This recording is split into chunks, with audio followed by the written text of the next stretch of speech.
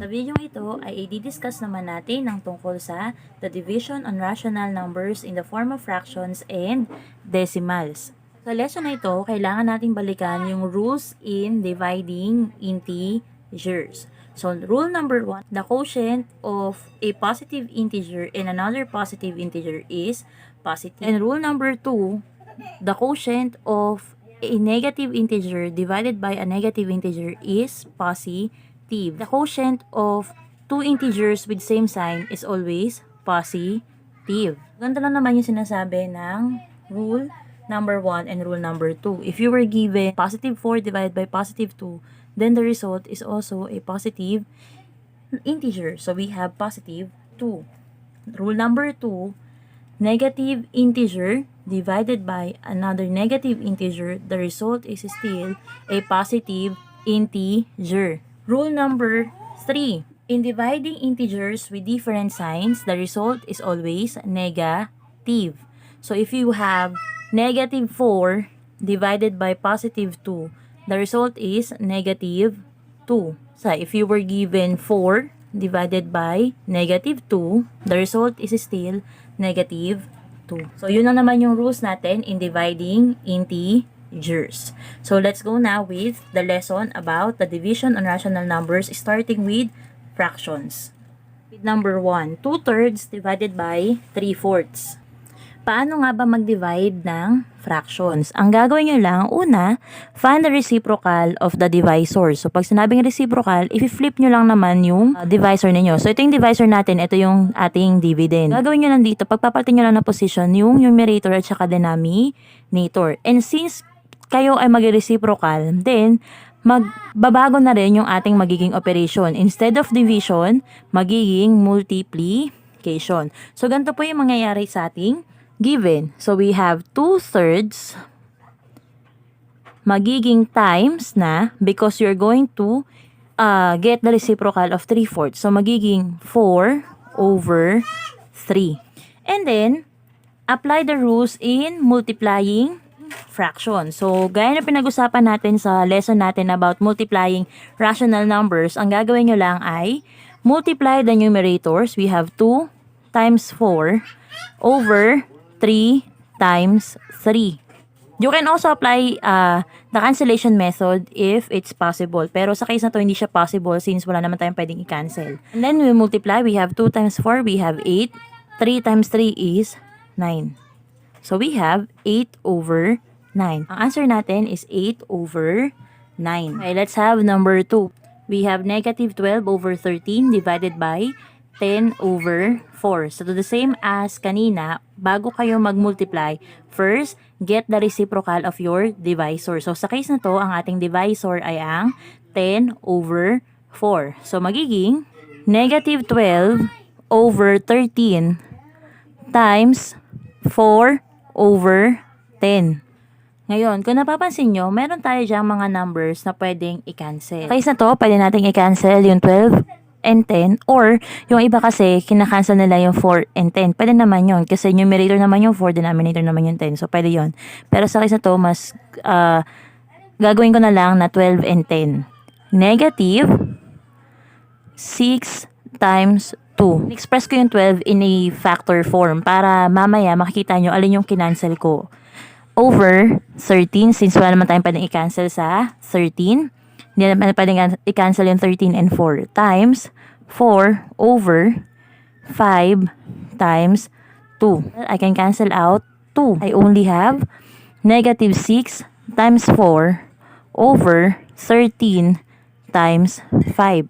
The answer will be negative 6 times 4 is negative 24.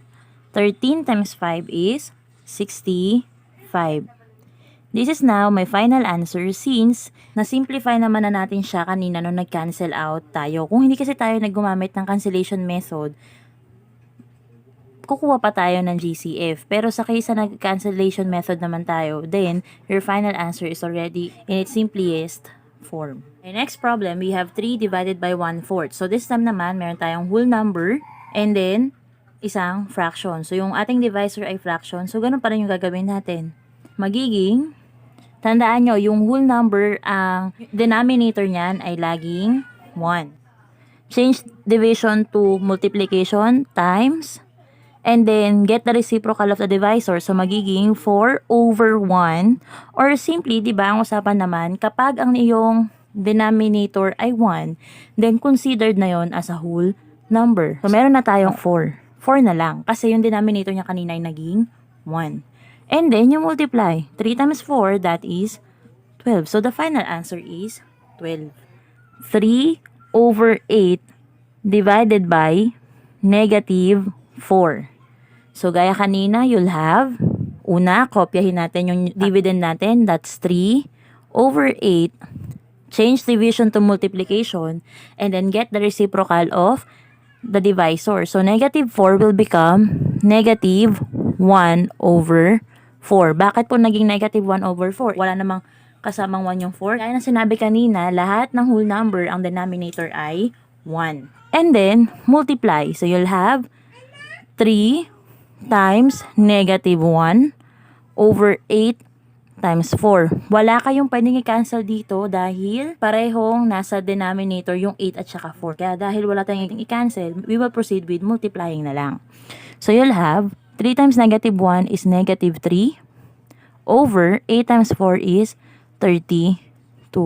And this is now our final answer since we cannot express it in the lowest term. 1 and 2/3 divided by 4 and 1/2. So, ang gagawin nyo lang dyan, bago kayo mag-divide is, dapat i-express nyo muna sila into improper fraction. So, magiging, una, copy yung denominator, 3. Multiply, 3 times 1, magiging 3, plus 2, that is 5. Divided by, copy the denominator 2, 2 times 4 is 8, plus 1, that is 9. Yan na ngayon yung improper form ng ating mixed number. Then, gawin nyo na yung steps in dividing fractions. First, copy yung dividend, so 5 over 3. Change division to multiplication. Get the reciprocal of 9 over 2. So, magiging 2 over 9. And we multiply. So, meron ba kayong pwede munang i-cancel? Wala naman. So, since wala, we multiply. So, 5 times 2 over 3 times 9. Bawal yung i-cancel yung 3 and 9 na kasi pareho silang nasa denominator. 5 times 2 is 10. 3 times 9 is 27. This is now your final answer. Let's proceed with dividing rational numbers in the form of decimals. Let's have 3 and 75/100 divided by 500. So, paano ba mag-divide kapag decimals ang pinag-uusapan? Sa case na to, hindi natin pwedeng gamitin yung ginawa natin sa fraction dahil di naman to naka-fraction form. To divide decimal number, move the decimal point of the divisor. Ang ating divisor is yung 500 to the right to make it a whole number. So, kailangan natin gawing whole number yung ating divisor. So, magiging ganito yung ating solution. 3 and 75/100 divided by 500.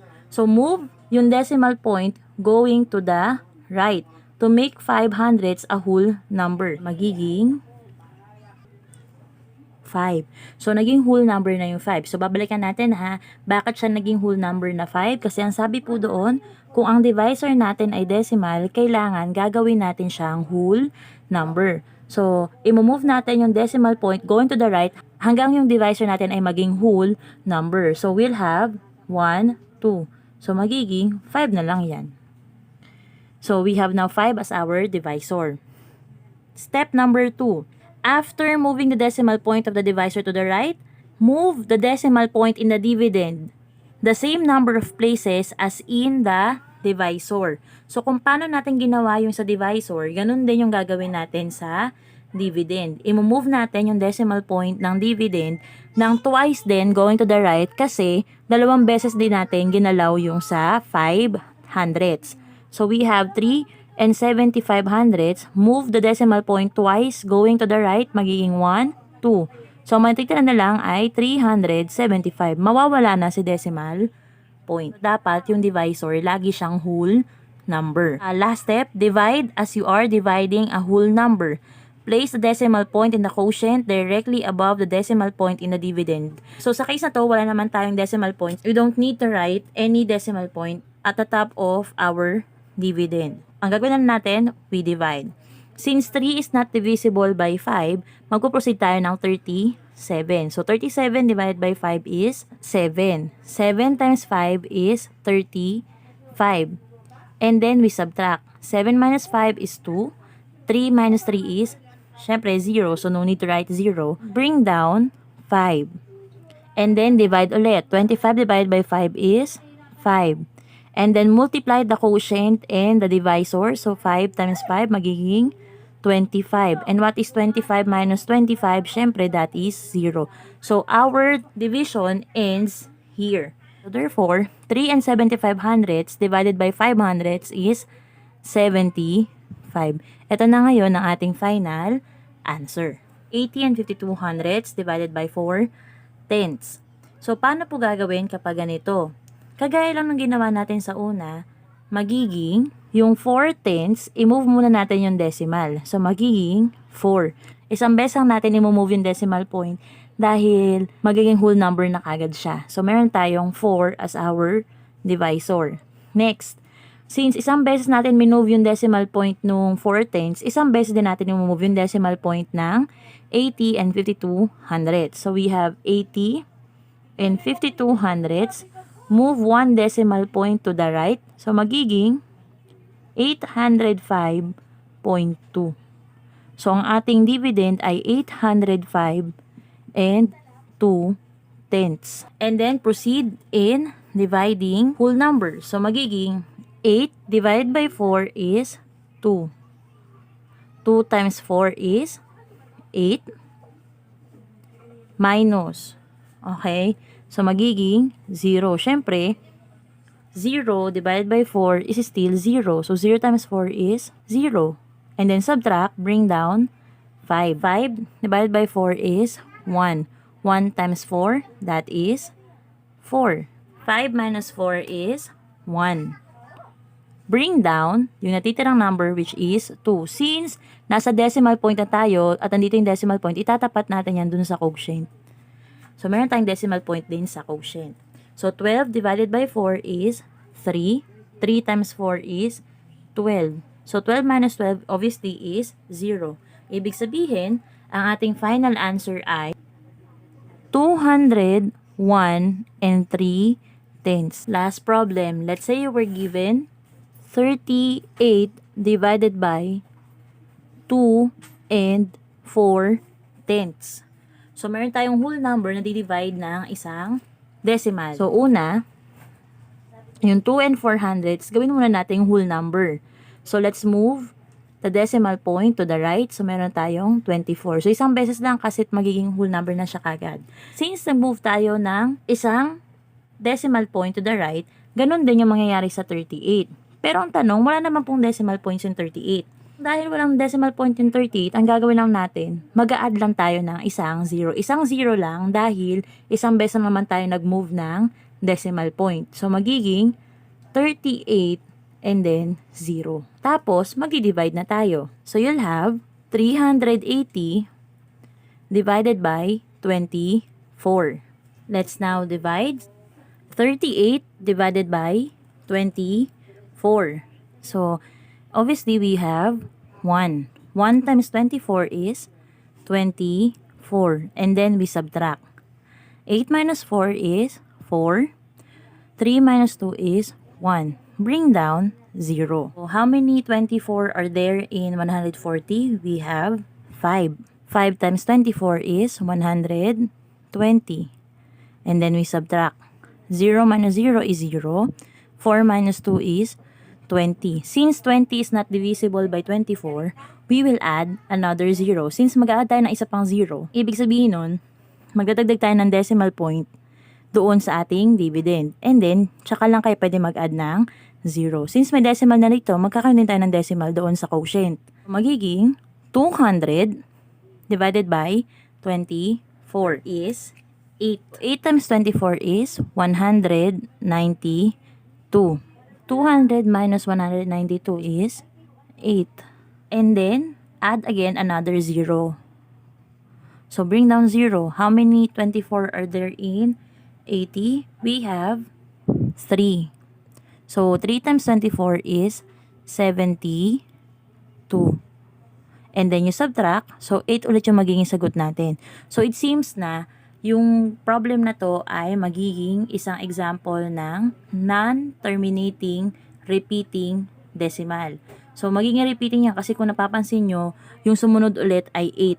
'Di ba? So, 8 yan. Ibig sabihin, kapag nag-divide ulit tayo, lalabas at lalabas lang yung 8 dyan at magiging 3 at 3 na lang din yung magiging kasunod. We stop with our answer. We only have 15 and 83 hundredths.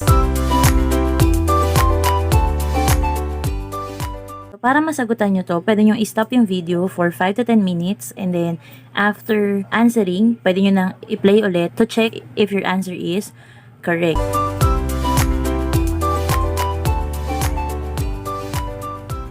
Let us check your work. Ganito yung gagawin natin. I'll be giving the answer and then I'll also show you the solution para meron kayong reference.